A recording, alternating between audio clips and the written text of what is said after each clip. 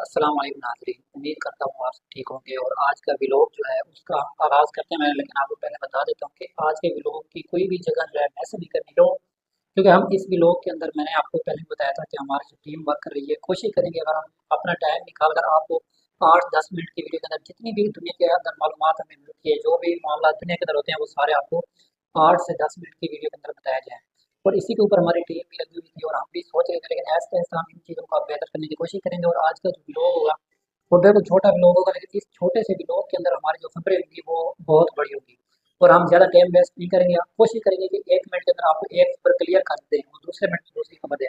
तो अब जो है हम आगाज़ करते हैं और आप अपनी जो खबरें हैं उनका और जो मेन चीज़ें हमें मालूम हुई, हमें पता चली, हमारी टीम को पता चली, वो आपको बताते हैं। तो सबसे पहली जो बात है वो आप लोगों ने समझनी है और इसको जो है गौर से देखना है कि आपको पता है कि कुछ दिन पहले शहबाज शरीफ को मिलने के लिए दुबई से जो दुबई के वजीर थे, वो आया, वजीर आजम जो भी था वो यहाँ पर मिलने आता है।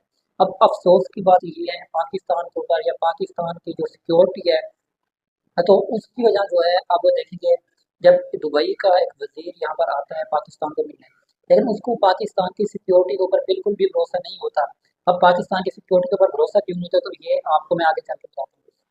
अब मामला ऐसे खराब हो चुके हैं पाकिस्तान के अंदर, मैं आपको क्या बताऊं कि अब हम खुद जो है पाकिस्तान अपनी सिक्योरिटी पर खुद जो है भरोसा नहीं कर सकते। वो इसलिए यकीन करें, पाकिस्तान के अंदर 100 से 80-85% इंसान जब रात को बाहर निकलते हैं, ये आज मैं आपको बहुत बड़ी पते की बात बता रहा हूँ। 100 से 80-85% जब लोग रात के टाइम सफर करने के लिए निकलते हैं तो उनको डाकुओं का डर कम होता है, लेकिन पुलिस का खतरा ज्यादा होता है। वो ये नहीं उनके जहन में होता कि यार कहीं पर अभी कोई चोर न पड़ जाए, उनको ज्यादा खतरा पुलिस वालों से होता है। तो ये चीज आप अपने जहन में बिठा लें। और ये ऐसे मैं नहीं कह रहा, ये अगर आप बाहर लोगों से राय लें तो लोग आपको बताएंगे कि पुलिस से कितना तंग है।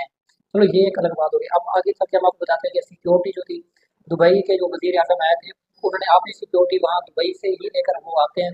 और पहले उनकी जो सिक्योरिटी होती है वहाँ पर जो है अपनी पोजीशन लेती है, और जब उनकी सिक्योरिटी पोजीशन में आ जाती है तब वो जो है जहाज से बाहर निकलता है।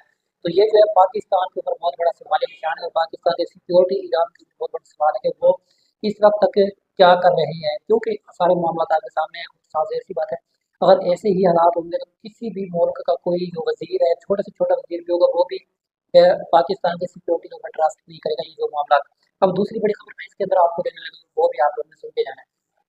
दूसरी बड़ी जो खबर है वो ये है कि नॉर्थ कोरिया के अंदर जो है जो कपल जो फैमिली से शादी होने के 6 साल 6 माह बाद, साल बाद, 2 साल बाद अगर तलाक देते हैं, ये बहुत बड़ा मामला है। अगर ये चीज़ पाकिस्तान के अंदर लाई जाती है तो मुझे लगता है ये बहुत बड़ा फायदा हो सकता है। तो नॉर्थ कोरिया के अंदर ये मामला और ये जो है कानून पास कर दिया गया है कि जो कपल तलाक देगा एक दूसरे को, उनको 6 माह के लिए जेल मतलब सजा दी जाएगी। अब देखें, अगर यही कानून पाकिस्तान के अंदर नाफिज होता है तो ये जो हमारे माशरे के अंदर ये जो शराबी फैल रही है, आए दिन जो लोग एक दूसरे को तलाक तलाक के मामला ज़्यादा हो गए हैं, तो ये खत्म हो सकते हैं। और ये जो नॉर्थ कोरिया का कदम है, ये मुझे लगता है कि बहुत ही बेहतर है।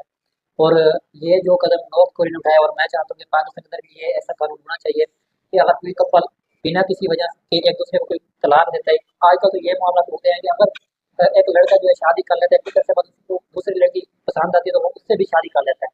तो इस सूरत में जो है अगर ऐसा कोई कानून हो जिसके अंदर जो उसको सजा दी जाए, तो ये जो है चीज़ खत्म हो सकती है। और मुझे लगता है कि ये कानून पाकिस्तान के अंदर आना चाहिए। अगर आपको भी लगता है ये चीज़ बेहतर है तो आप लोग कमेंट करें, और इंशाल्लाह हम इसके ऊपर आवाज़ उठाएंगे और आप सब जो है ये लोगों को मजीद इसके ऊपर ब्लॉग बनाएंगे और लोगों को अटैच करेंगे कि वो इस चीज़ के ऊपर जो है काम करें, ताकि जो है हमारे पाकिस्तान के अंदर जो हमारी मुस्लिम बहनें बैठी हैं या जिनको तलाक दी जाती है बिना किसी वजह के, वो जो है मामला थोड़ा कम हो सके। तो उम्मीद करता हूँ आज के ब्लॉग के अंदर हमें, क्योंकि हमारे पास खबरें बहुत है, हर खबर जो है वो टाइटल वाली है, लेकिन हम कोशिश करेंगे कि आपको एक ही ब्लॉग के अंदर सारी चीज़ें बता दिया करें।